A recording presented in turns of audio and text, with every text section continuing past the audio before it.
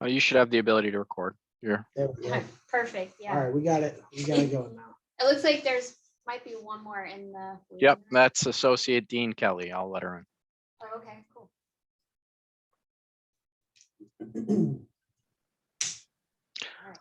All right, I think we're in a good place and we can get started. So I'll turn the mic over to you, Sergeant Arnold and Sergeant Barnum. Awesome. Thank you so much. And we appreciate, Mr. Vincent allowing us to come and, talk to you guys at UNE. We're very excited to, have this opportunity to speak to you guys about the Air Force Health Professions Scholarship Program. We'll just redo our introductions. I'm Sergeant Arnold. I've been in the Air Force for almost 18 years.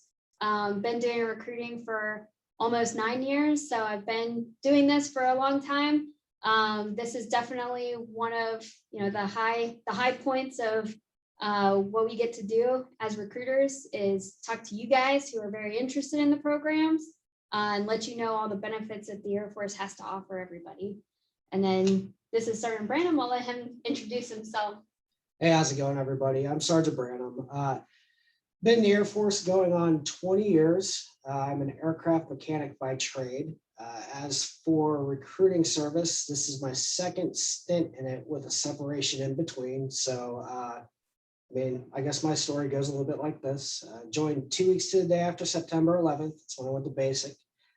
They taught me how to work on F-16s, and then I went to Aviano, Italy for a few years.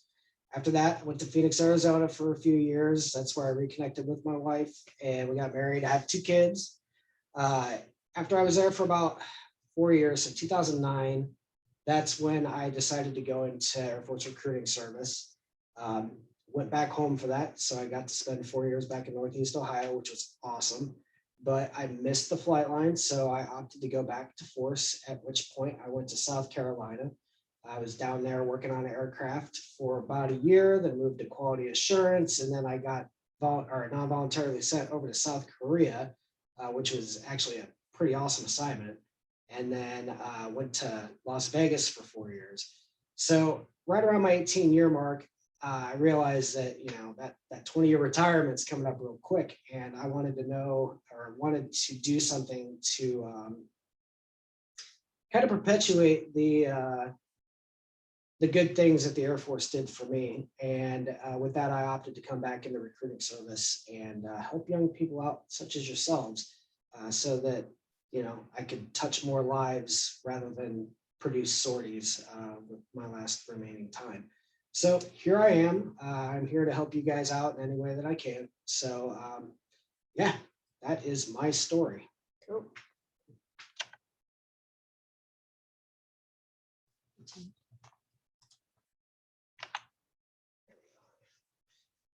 All right.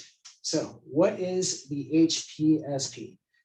So the Health Professions Scholarship Program.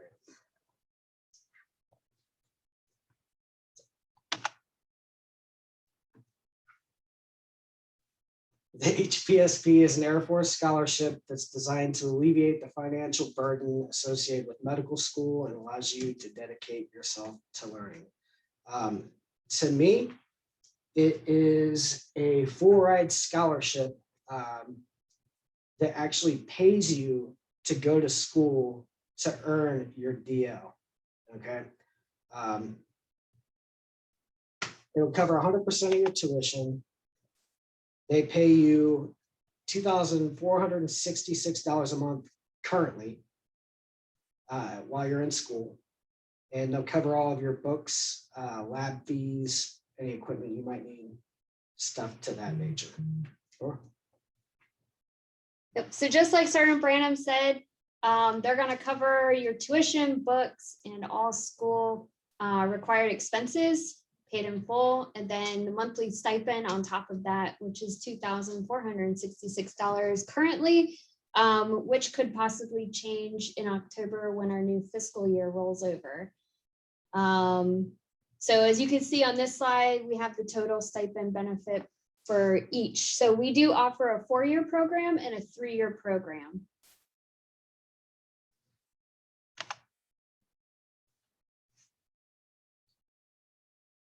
All right, So with that, if you opt to join the Air Force and use the HPSP, so the way this kind of works, to backtrack before I get into this slide, you'd have to go to commissioned officer training.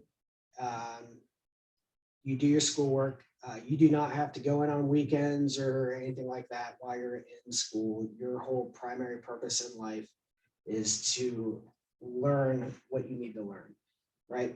So between medical school year 1 and 2, you would be expected to do a 45-day active duty tour where you get to shadow one of the docs, and you set that up. So if you're interested in a specific specialty, you can actually set up to where you go follow one of those docs, okay?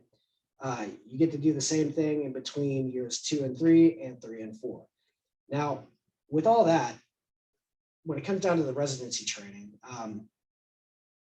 this stuff's based on individual merit, right? So the Air Force, the JSG MESB, which is mentioned here in the bulletin, what they're looking for is your records and what you've done. So they're going to look at your undergrad, they're going to look at your medical school records, they're going to look at how you scored in COT, they're going to look at the notes from your docs that you shadowed.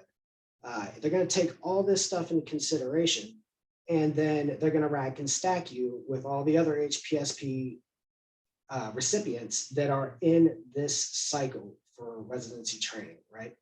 So you get to apply to the military match, which comes out in December, and then you'll apply to the civilian match, which comes out in March. So for the residency training, the military match portion of this, they're going to look at all that stuff, they're going to rack and stack you, and then you're going to list what you want to do, right?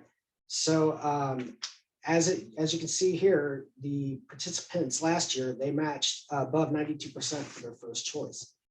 So if you get selected for your number 1 pick or whatever, then from there, you finish medical school, you're going to go on to residency training.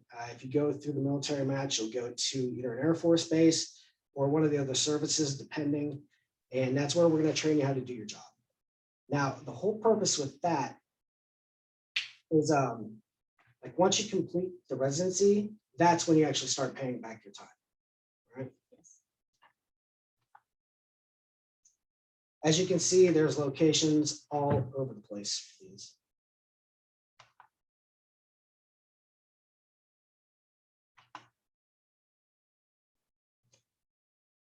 Cool.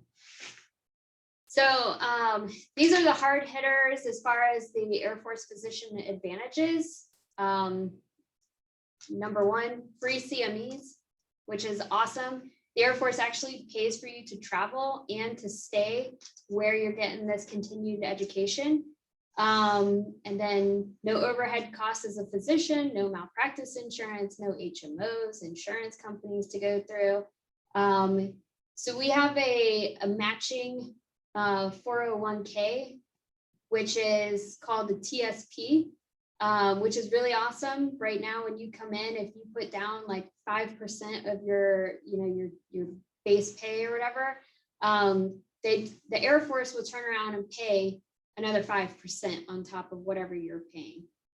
So that's really cool. And then you get to also practice at either small, large, or medium settings, which is nice. And then obviously there's leadership and advancement opportunities within the Air Force.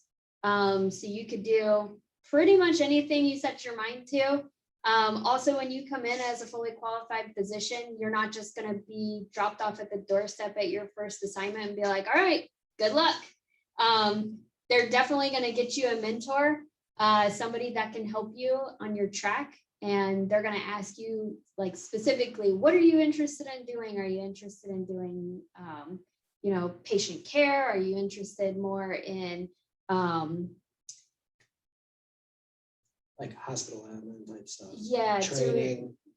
Training, admin, on all sorts of different avenues that you could take. And research. The Air Force is going to definitely take care of whatever your interests are at heart. while taking care of the people as well. So that's really awesome. So a lot of the questions that we get is, as a physician, how often do you deploy? So what I always tell people is deployments aren't always to, like, everybody automatically assumes, okay, deployment is the Middle East. Yes and no. So we also do humanitarian relief efforts all over the globe. And we reach to, you know, third world countries to help them in times of need. So there's a lot more that goes into being an Air Force physician than just going to the desert to hang out for 6 months and then coming back, which is really, really cool. All right, so commitments. It's pretty much year for year. So if you opt in for a 4-year scholarship, you're going to incur a 4-year active duty service commitment. Now, as I sort of started to mention when I was discussing the residencies, that payback doesn't start until after you've completed your residency. So keep that in mind. All right, so we offer the 4-year and the 3-year. Yeah. And then one of the other benefits of doing the Air Force residency, which I don't think was mentioned before. I was gonna get back into all that. It's okay. So is that the Air Force will actually tack on those years that you're doing as your residency to your retirement time. Oh, it's right down there at the bottom. Yeah. So that's really awesome, because when you get out, you can claim those years of service, and you get that as a payout as part of your retirement salary, which is nice.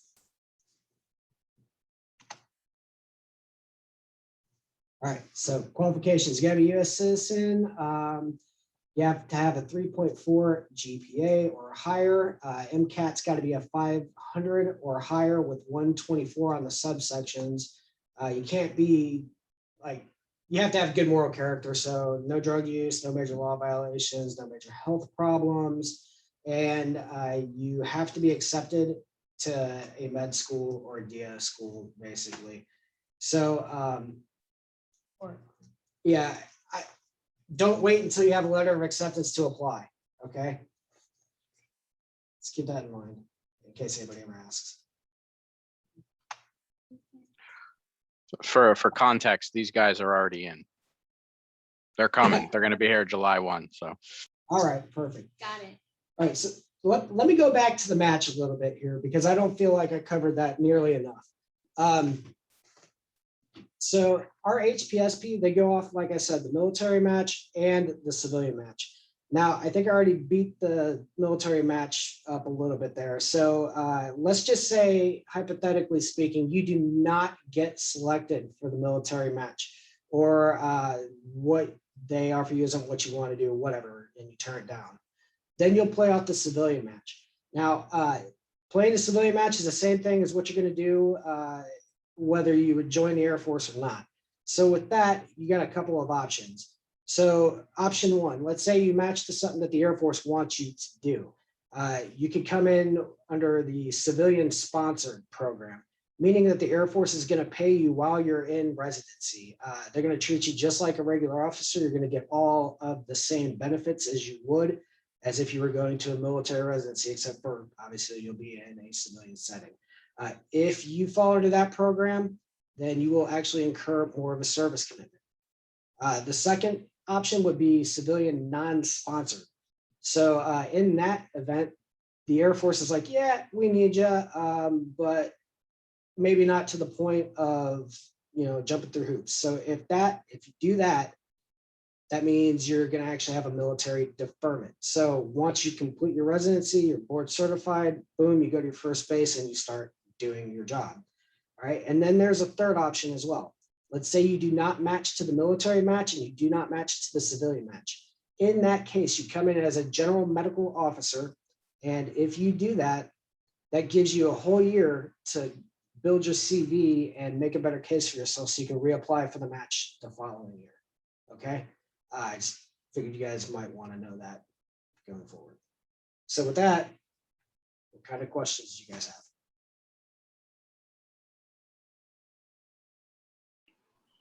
I have a question. I just was wondering what's involved in the 3 or 4 years of commitment of active duty. Okay, so if you are an active duty doctor, whether MD or DO, you will be doing that, just that. You'll be practicing in whatever specialty it is that you came in with, whatever you graduated residency with. So if you're family medicine, you'd be taking care of people like us and our families, veterans, retirees, anybody who goes to a military doctor.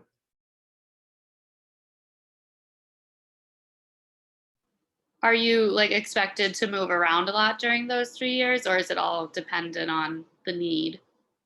So it's dependent on what you want to do and needs of the Air Force. So the Air Force is super big on taking care of its people, especially their docs.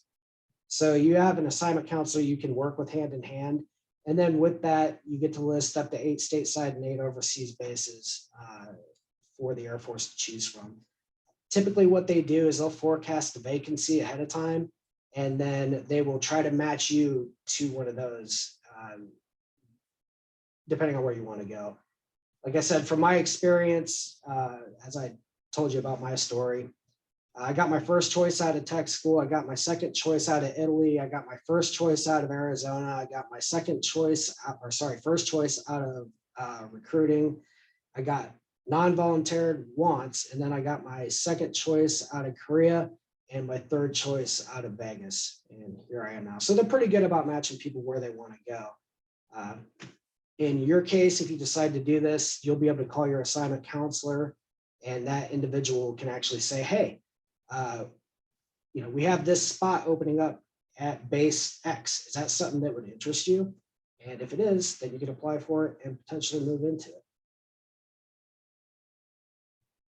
Thank you.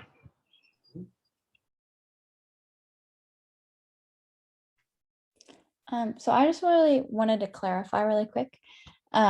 So when you're talking about residencies and the match, is it the Air Force will like match you to whatever location if they can that you want to go, but they also need you to match to a specific specialty? Like you can't necessarily specialize in anything that you want unless you take the civilian residency. Is that correct? So you can actually apply to whatever specialty you're interested in doing. The thing is, the Air Force has to have a vacancy and availability for that specialty in order to put you into that residency program. But the Air Force is one of the only branches that's able to use outside sources. So let's say that you're applying for dermatology and there is a spot in the Air Force, but they have no residency spots. You're actually able to apply for like, they'll ask you, are you willing to take a residency spot in the Army, but then you'll work as an Air Force dermatologist. Does that make sense? Yes, thank you. Sorry, Okay. I just wanted to clarify. Yeah, no worries. Yeah, I think we're the only branch that does that, where we'll actually allow our people to go to other DoD facilities. They're not just confined to the Air Force residencies.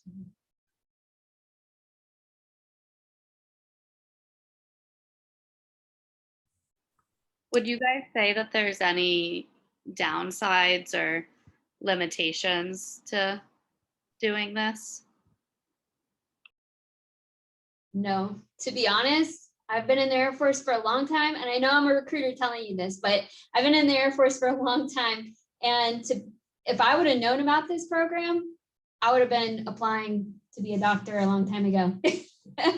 But yeah, I think the HPSP is definitely like a hidden gem inside the Air Force and inside, the DoD, because yeah, it's awesome. Yeah, this is something that I didn't even know about until I actually came into health professions recruiting.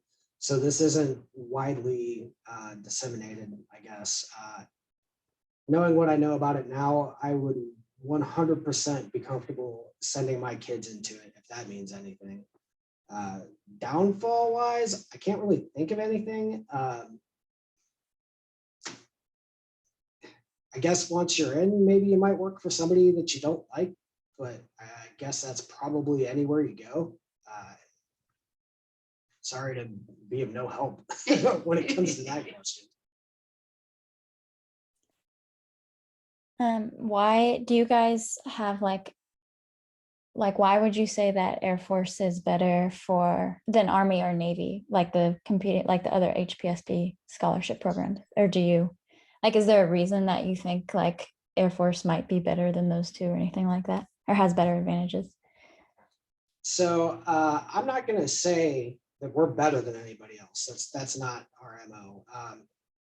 I can say why I decided to go with the Air Force, and that's primarily because this is the most civilian-like branch in the military that you're going to find. We have rapport up and down. They're all about taking care of the people, and yeah, it's just way more chill. That's why I'm in the Air Force. Plus, it's more education centric, and I would say it's family oriented also. So like anytime that they, come down and say, hey, Sergeant Arnold, we need you to go here. I've always had somebody say, well, do you need to call your husband and ask him? Like, no, we already have this like little pact in the back half. So about, going on deployments or, getting an assignment or where we want to go. We're always talking about that kind of stuff. So we already have a plan. But I think it's awesome that if they did come to us to say, hey, we need you to go and do something, is it okay with your family? Is your family going to be okay? I think that's awesome. Yeah. And I guess you have to look at the niche of what we do. So, I mean, each branch does its own thing, right? So Army, Marines are the guys on the ground. That's, the ground mission, right? Navy's out on the water. If it's your thing to go out on a ship for 6 months at a time, that's a great place to be. Air Force, we're the guys that take care of the air. So we're very flexible. And then with that, think of what the Air Force does, right? So if you're the U.S. government, you're going to stick, a whole fleet of multi-million-dollar aircraft in the middle of a hot battle zone. Probably not. You're probably going to send them in 2 or 4 ships at a time and send them back. So I thought about that whenever I came in, and to me it was like, okay, just maybe a little bit safer, but yeah, that's subjective. Thank you. Mhm. I Hello, have- everyone. Oh, Sorry. Go Just ahead. have a quick question. So if you want to do a residency that's longer than the commitment for the 3 or 4 years, for instance, if you want to do radiology, which would be like 5 years, would you then owe 5 years back to the Air Force after you've done your residency training, if it's a longer residency than the committed years? Yes. Yes, that is correct. So even with the 4-year program where you're going to owe 4 years back, if the residency goes over that, then you're going to be owing whatever the residency is. So just like you said, radiology, general surgery, those kinds of specialties are going to fall under the 5-year program. Okay, thank you. Also, if for some reason you don't match into your residency, either military or civilian, what are your options at that point? Would you be a general medical officer? Could you also do flight surgery or be a flight surgeon? Well, you have to qualify to be a flight surgeon. There's certain paths you have to take, like family medicine, emergency medicine. I think there's one more, I can't remember off the top of my head. So if you came in as a general medical officer because you didn't match the military match or the civilian match, then I would say that year time frame that you're doing that job, win some awards, build your CV. So whenever it's time for you to reapply for the military match, you have a stronger package. Okay, thank you guys. Kevin, you got to have positive thoughts. Because I have every confidence you're going to make it in the match. Oh system. yeah. Just contingencies. Just making Yeah, sure. I got you. I got you. I had a question going off of what Kevin was just asking with residencies. So when it's a 3 or 4 year payback, is that total, or is it like 4 years for medical school and then 4 years for residency? So it's 8 years payback, or I That's just a great question. Yeah, that's a great question. So it's whatever the Air Force is going to pay. So if they're paying for the 4 years of school, you're going to, service commitment is 4 years. If they're paying for 3 years of school, then your service commitment is 3 years. But if you're having an overlap, like the general surgery or radiology, where it's 5 years, then you'll owe back the 5 years. It's whichever is more. Okay, thank you. So if you do 4 years of medical school and then 4 years of residency, it's just 4. Correct. Yep. Okay, thank you. Oh, no problem. And then one more was, during those years of payback, do you have to work at a base? Like, what if your specialty maybe isn't needed at a base, or how does that work? So if you have a specialty that is not typically at a base, they're going to create that for you. Like, for instance, let's say you specialize in something, I can't even come up with off the top of my head, at a civilian residency, but you still owe the Air Force 4 years for the scholarship. They're going to create that spot for you because they want to get their monies back out of you. Thank you. Mhm.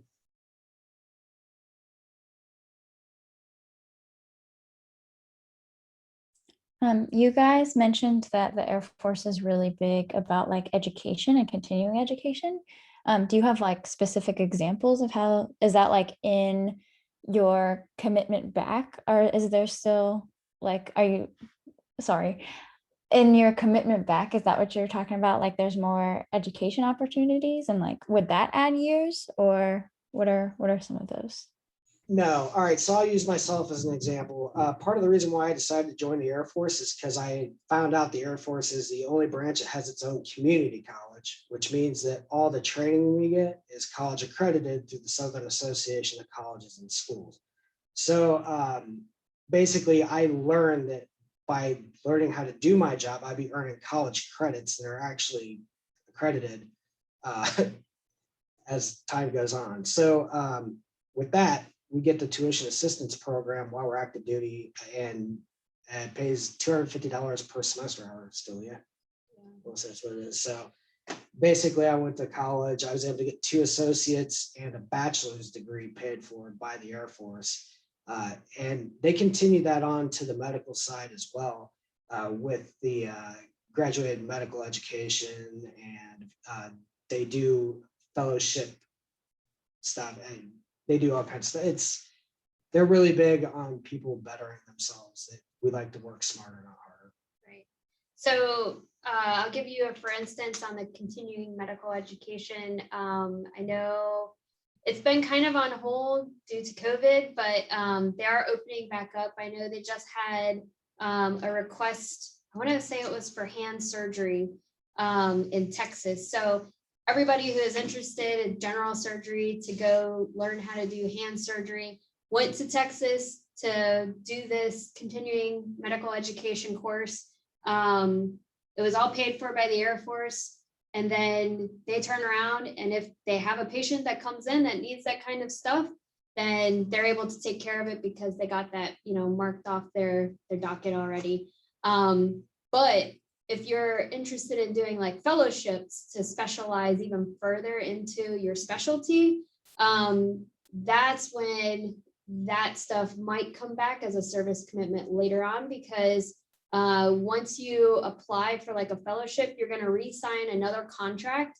So think about it like every time you're signing a contract, it's going to be more years added. So because you're not being an active physician for the Air Force at that time, and you're off doing fellowship, so another school program, they're going to request that, you sign another contract to do X amount of years based off that fellowship. And it's typically a year for year as well.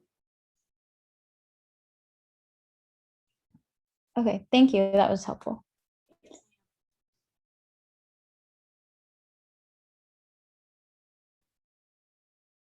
All right. Any other questions?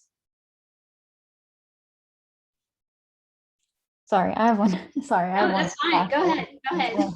A lot of questions. So obviously, like we're, a month from school about, is there like, so I know it's pretty late if we decide to apply to the scholarship. Do you think it's better to just try to apply to the 3-year one like next year? Or do you think that like there's still a chance to get the 4-year one, or like? So currently, right now, due to COVID, they have pushed out the closeout of the HPSP program for medical corps. So you do have a chance if you're interested. There's an email down below. You guys just want to email us at that work box, and we'll definitely try to get you through for the 4-year. But in all reality, because it's typically closed out at the end of May, so we're really close to the closeout. But like I said, they're gonna keep rolling it out until they close out all the scholarships. And right now, I think they're sitting at 40 scholarships left. So yeah, we're kind of close, but I'm telling you, there's a chance. Yeah. We might be able to get you a scholarship for a 4-year. Just email us so we can get you a pre-qualification form to make sure everything looks good from there. If your app's basically perfect, we could probably do that. Okay, thank you.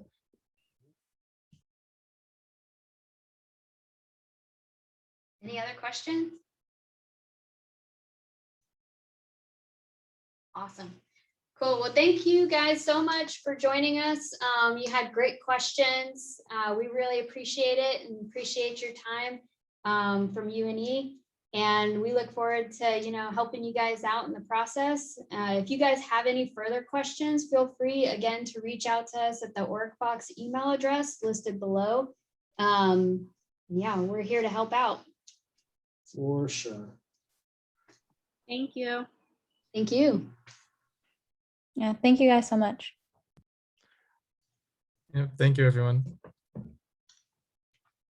All right. Well, thank you to Master Sergeant Arnold and Branham. We appreciate the information you provided here tonight, and it looks like you guys have the ability to reach out if you have more questions, or if you're trying to sneak something in before that May 31st deadline.